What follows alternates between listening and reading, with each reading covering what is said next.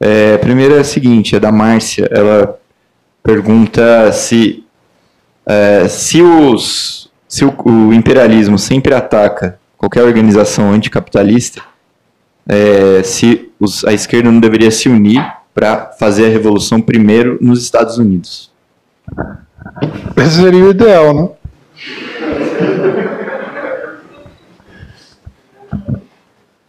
Não, mas o problema é o seguinte, né? Tudo bem. É um raciocínio lógico, mas ele não é bem... Como é que se diz? Ele não corresponde à realidade, porque a burguesia impede, né, o desenvolvimento da luta revolucionária nos países desenvolvidos com dinheiro. Em última instância, é isso daí. Como ela tem muito dinheiro, isso aí permite subornar uma parte da esquerda, né, permite acalmar a classe média, os próprios trabalhadores, uma parcela deles recebem salários altos e tal. E a burguesia tem muito poder, porque ela controla muitos meios que permitem dominar essas massas populares dos países desenvolvidos. Então, o que acontece? Não é que seja impossível, logicamente, que aconteça a revolução num país desenvolvido, não vamos chegar nesse extremo.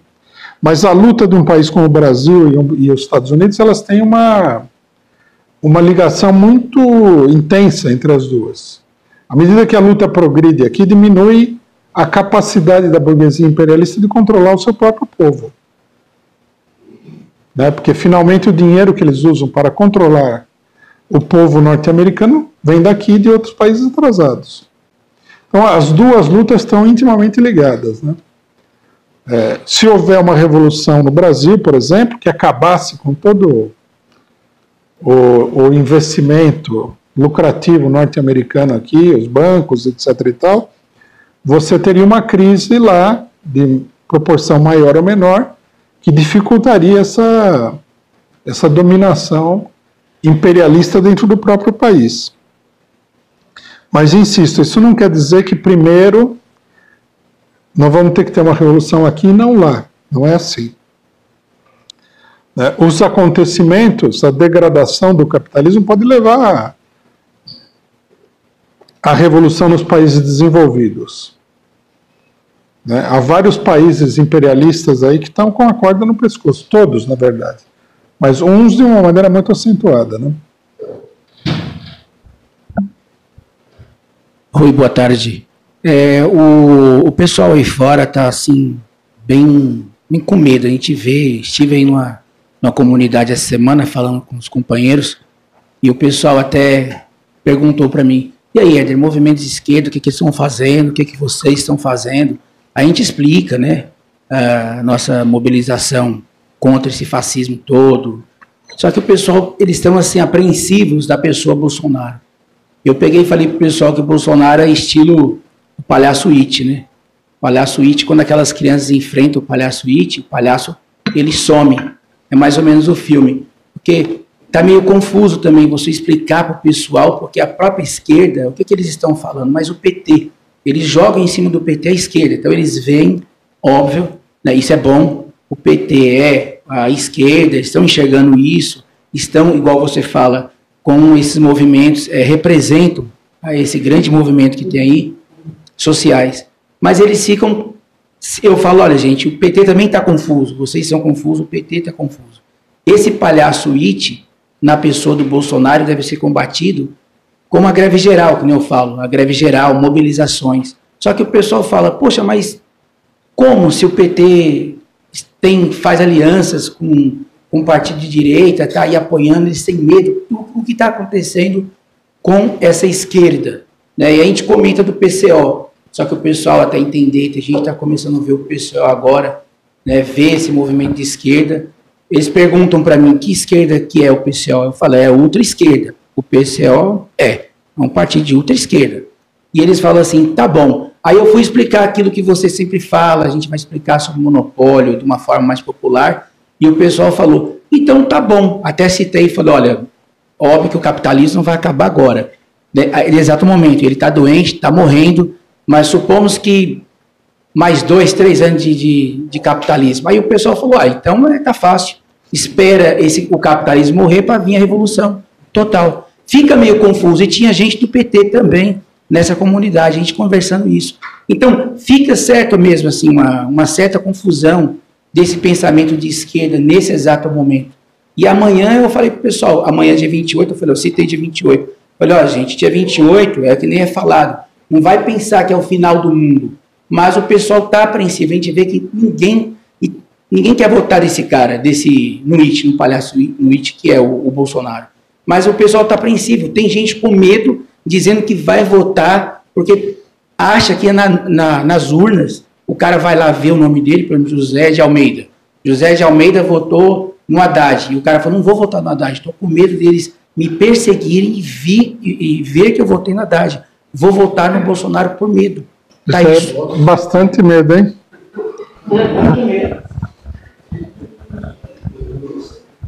Não, o problema é o seguinte, o Bolsonaro, esse aqui é uma coisa um pouco complexa, né? Que a gente não deve exagerar nem para um lado nem para o outro. O Bolsonaro, por um lado, ele não tem toda essa força que o pessoal procura mostrar. O apoio que ele tem é resultado da fraude eleitoral. Nós sempre repetimos isso. A gente não pode esquecer. Se o Lula tivesse na eleição, teria se criado um amplo movimento a favor do Lula e contra o Bolsonaro. Não apareceria com esse tamanho que ele tem. Esse tamanho do Bolsonaro é como se você pegasse um bonequinho, colocasse aí uma luz e ele projetasse uma sombra muito maior do que o bonequinho. Isso aí não é verdade. Tem a violência que dá a impressão de que você está sozinho, mas essa violência ela é praticada, vamos entender bem, não é praticada pelo povo. Ela é praticada, em grande medida, por pessoas do aparato repressivo, policiais e militares, que são pessoas já acostumadas à violência. E daí ela aparece, ela é uma ameaça real, mas não é que a população está perseguindo a esquerda nem nada do gênero. Não vamos exagerar nisso daí. Então, de um determinado lado, é um exagero com relação ao Bolsonaro. Inclusive, é um exagero, um pânico criado pela própria campanha eleitoral da esquerda, que fala que se o Haddad ganhar se o Bolsonaro ganhar o fim do mundo, essa coisa toda. Então, a gente tem que tomar cuidado para não levar a coisa para esse lado. Por exemplo, eu ouvi a frase que eu achei muito negativa, de que é a batalha final. Não tem batalha final. Se a batalha final for a eleição, nós estamos batalhando aí no pior terreno possível e imaginável. E depois não é. O resultado da eleição, ele não vai ser decisivo, ele pode mudar a situação num sentido ou em outro, mas não é ele que vai decidir. Como a gente explicou aqui com a questão da ascensão do fascismo. O pessoal é muito crédulo. Eu fiquei espantado de ver gente que tem participado da questão do golpe, tudo acreditando que a eleição vai resolver o problema. Quando levantaram a campanha das diretas já, depois da queda da Dilma, muita gente falou com bastante propriedade o seguinte, levantaram a seguinte palavra de ordem: não, obrigado, já votei. Quer dizer, se não respeitaram o seu voto daquela vez, por que vão respeitar agora? E veja que daquela vez o PT estava numa posição muito melhor. Então, isso aí tem que ter um senso de realidade. Não é a batalha final nem nada. A batalha final, se é que vai haver uma batalha final, é a luta entre o movimento das massas e a direita toda. E nós temos que ser conscientes de que não é só contra o bolsonarinho, não. É Bolsonaro, é PSDB, é Ciro Gomes também. Não vamos cair no conto do cavalo de Troia, o cidadão que veio para o lado de cá, para criar confusão, dando a entender que ele está do seu lado. Vamos cair nisso daí. PSB não é de esquerda. E o PSB também, vamos falar que é verdade, não mobiliza ninguém. Não tem trabalhadores para mobilizar, não tem movimentos sociais para mobilizar. Então tem que ver isso daí. É a luta do movimento de massas contra a burguesia, que foi quem deu o golpe. O golpe não foi dado por indivíduos, foi dado por uma classe social. A Fiesp, né, para ser bem concreto no exemplo, deu o golpe. A Fiesp e as outras organizações empresariais. Foram os bancos, foram os empresários que deram o golpe. A luta é contra eles. Eles estão tentando impor aqui uma situação de fato. Podem, e é provável que eles venham a utilizar de repressão contra o movimento. A gente vê que em plena eleição o TRE mandou a polícia invadir as universidades. Os estudantes começaram a protestar. É isso que tem que fazer. Ficar passivo, ficar com medo é a pior política de todas. Se todo mundo se esconder debaixo da cama, a vitória deles está assegurada. É preciso reagir. Isso daí não há dúvida nenhuma. Desse ponto de vista também, o problema é o seguinte, né? Se a pessoa quer reagir mesmo, tem que vir no movimento que nós estamos impulsionando. Porque esse movimento reagiu sempre. Nunca ficou lá, não, vamos esperar que o TSE, o STF, o juiz A, B e C vai resolver. Nunca foi dito isso. Aqui foi sempre a mobilização. Se nós tivéssemos uma maior capacidade de mobilização, que nós podemos adquirir nesse processo, provavelmente o Lula não teria sido culpado, não teria sido preso, não teria sido levado preso em São Bernardo aquele dia, o negócio todo.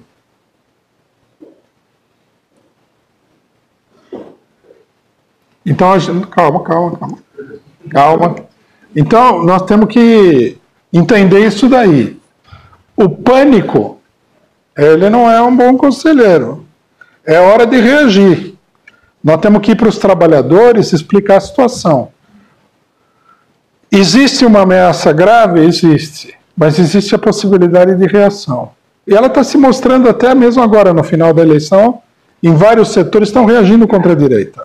Então nós temos que aumentar esse movimento, aprofundar, organizar, tornar ele consciente, e a clareza política é fundamental. Bom, com relação a essa questão que foi levantada aí, de que o socialismo vai vir, então não precisa fazer nada, isso aí é meio que um contrassenso, né? É uma invenção, porque ninguém pensa assim em nada. As pessoas, mesmo que elas achem que determinada coisa vai acontecer, todo mundo corre atrás, entendeu?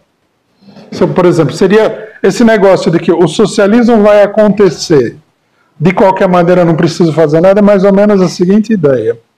Um cidadão chega para você e fala o seguinte: eu vejo o futuro, né, prova para você com vários exemplos, e eu vi que você vai ganhar na loteria. Então você não faz nada.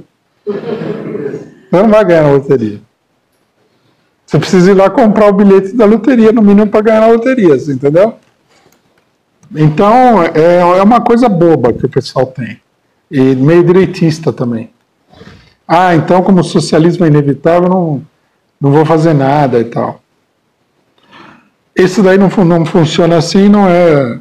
Até porque, né, para a maioria da população, a maioria das pessoas, eles nem sabem do socialismo, nem se é inevitável, se é evitável, nada. Então, isso aí, para eles, não vigora nada desse raciocínio, né? Bom, eu acho que o problema que muita gente do PT está enfrentando é o seguinte, né? Que o PT é um partido ineficiente. Fez tudo errado até agora. Se a gente puder fazer uma avaliação, não deu uma bola dentro, né? Mas é um partido grande. Então é natural que o pessoal tenha receio de se separar de um partido grande, por exemplo, para se aproximar de um partido pequeno, como é o caso do PCO. Mas nós, por exemplo, nós não estamos colocando isso daí como condição para nada. Pessoa do PT, venha fazer parte do comitê junto com a gente. Venha fazer campanha. Por exemplo, esse material que nós tiramos aí, esse cartaz, presta aí para mim.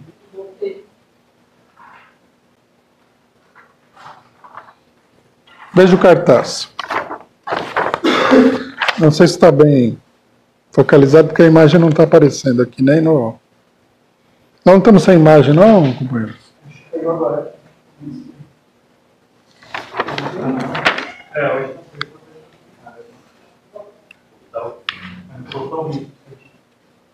Onde? Botar o quê? Ah, está ouvindo. É rádio causa operária, né? Mas não dá para mostrar o cartaz. Bom, talvez, né? O cartaz é assinado Comitês de Luta contra o Golpe. Por que está assinado assim? Porque é um movimento, não é só o PCO. Então, pessoa do PT, vamos lá. O cartaz também não coloca, ele coloca uma política que todo mundo é a favor. Fora Bolsonaro. Não é todo mundo a favor do fora Bolsonaro? Vamos fazer na rua. Não tem cartaz igual a esse do PT. É uma campanha só de redes sociais e só na televisão. Na rua, que permitiria mobilizar as pessoas, ocupar a rua, desfazer um pouco esse terror bolsonarista aí, de que eles estão ocupando o mundo, até você mencionou aí que o povo está com medo até de votar no PT e ser perseguido depois. Isso daí é um problema de uma certa correlação de forças psicológica que existe. Os bolsonaristas tomaram conta das ruas, bateram gente e tal, e não existe uma reação organizada. Então isso daí vai levando o pessoal a ficar assustado. A gente já viu isso. Quando começou a campanha a favor do impeachment, né, a direita, que aí não era só bolsonarista, eram bolsonaristas, era o PSDB, era todo mundo. A Frente Democrática, a Marina Silva e tudo. Batia em todo mundo e o pessoal ficava assustado. Foi começar a reagir, calmaram-se os ânimos. Então, quer dizer, as pessoas precisam levar em consideração isso daí. Senão, lógico, o que vai acontecer? Não vão ficar totalmente acuados. É simplesmente isso. Por isso que quando a onda do fascismo começou a aumentar, Trotsky falou, é preciso unificar os partidos que são ligados ao movimento operário, que são da esquerda, socialistas, etc. e tal, e eles têm que se unificar para defender os militantes, as organizações, os atos públicos, não deixar os fascistas levantarem a cabeça. Tem que parar essa gente na rua. Bom, aí o Partido Comunista não queria saber disso, né? O Partido Comunista era uma espécie de PSTU super crescido, né, da época. Que mostra que partido grande também pode ter política de maluco muito pequeno. E falava, não, essa social-democracia é governista, né? Tem que, se é corrupto tem que prender e tal, e se juntava com a extrema-direita para atacar a esquerda. Isso aí, assim fica muito fácil, né? A nossa proposta é outra, é juntar toda a esquerda, todas as organizações sociais e organizações operárias para conter, derrotar, fazer recuar e extinguir a onda de extrema-direita. Nas ruas, não adianta teclar a urna eletrônica que eles não vão parar por causa disso. Não sei qual que é a ilusão do pessoal. O pessoal acha que, na hora que aparecer o resultado eleitoral, o fascista vai aderir ao budismo. Não vai, pô. Isso é uma total fantasia. Voltou. Mostrar para o pessoal. O cartaz. Nós temos que fazer isso daí. Nós temos que mobilizar as forças gigantescas da classe operária brasileira, dos movimentos populares e sociais, e se enfrentar com a extrema-direita. Eles não são tão... Eles não têm essa força toda. Agora, se todo mundo abaixar a cabeça, o resultado é inevitável. Não vamos também alimentar ilusões, né? E boa tarde. Diante da promessa de fazer a... Não está funcionando aqui.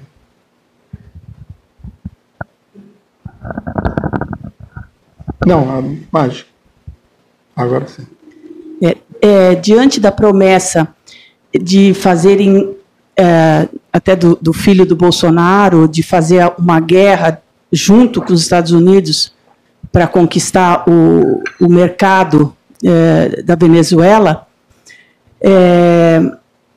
que é uma coisa aterrorizante também, você acha que essa política entreguista que nós tivemos da nossa indústria e de tudo mais, que ela vai continuar, quer dizer, é uma entrega passiva, ou será que nós vamos ter uma guerra também aqui dentro, entregando o resto do nosso mercado?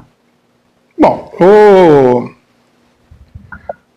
apesar de toda a conversa de que o bolsonarismo é oposto aos democratas, tanto os bolsonaristas quanto os democratas, eles são neoliberais, hiper neoliberais, que significa que eles não são a favor de nenhuma liberdade, mas eles são a favor de esfolar o povo até o último centímetro de pele para dar para os tubarões. E o Brasil entra nessa categoria. O governo Bolsonaro, o que ele vai tentar fazer é uma entrega assim, gigantesca da riqueza nacional, vai tentar impor aqui uma situação ainda pior em relação aos direitos trabalhistas e democráticos e tal. Nós podemos contar que vem aí uma grande ofensiva contra os direitos populares. Por isso tem que reagir. Acho que, nesse sentido, se a gente pode falar assim, né, que é meio impróprio, a vantagem do Bolsonaro é que ele é meio cristalino. Você olha e fala, não, isso aí é... Se você colocasse um político picareta aí, ficava aquela enrolação, e vamos que vamos, não sei o que e tal. O Bolsonaro, ele assusta o pessoal. Ele tem essa qualidade, né? Não é por acaso também. E o vice do Bolsonaro, que é o Mourão, assusta mais que o Bolsonaro ainda. Tem que reagir. O que vai acontecer aqui é uma ofensiva muito grande. Muito grande.